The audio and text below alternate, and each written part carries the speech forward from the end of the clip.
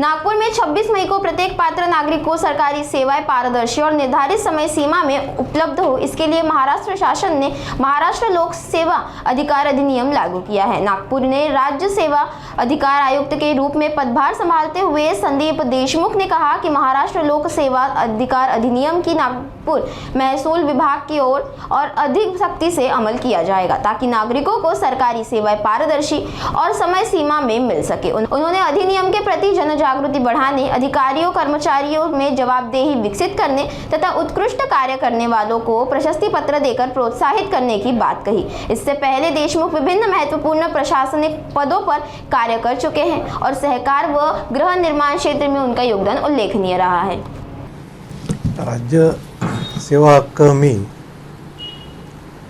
हा माननीय मुख्यमंत्री यांचा अतिशय महत्त्वाकांक्षी प्रकल्प आहे।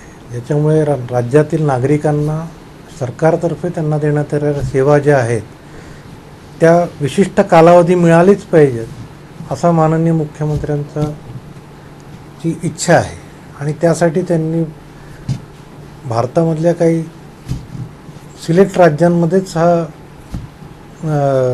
कायदा आहे आणि महाराष्ट्र त्यातील एक अग्रगण्य राज्य आहे। आणि आता डिजिटायझेशनमुळे जे आपले सरकार जे केलं आहे त्याच्यामध्ये जवळपास 773 सेवा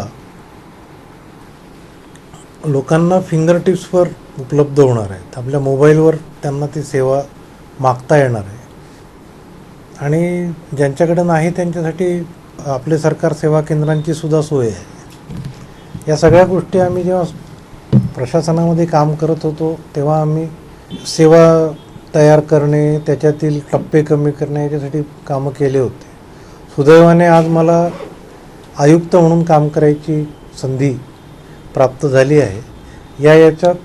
या संधीमुळे मला जो अनुभव प्रशासनामध्ये आलेला त्याचा मी पुरेपूर फायदा करून आपला जो कायदा आहे याच्याप्रमाणे नागरिकांना जास्तीत जास्त सेवा कमीत कमी वेळेत देण्याची मानसिकता अधिकाऱ्यांची तयार करणे हे आम्ही प्रयत्न करू आणि याच्यासाठी प्रबोधन, लोकांना मार्गदर्शन आणि या कायद्याचा नागरिकांनी जास्तीत जास्त वापर करावा यासाठी सुद्धा आम्ही प्रयत्न करू।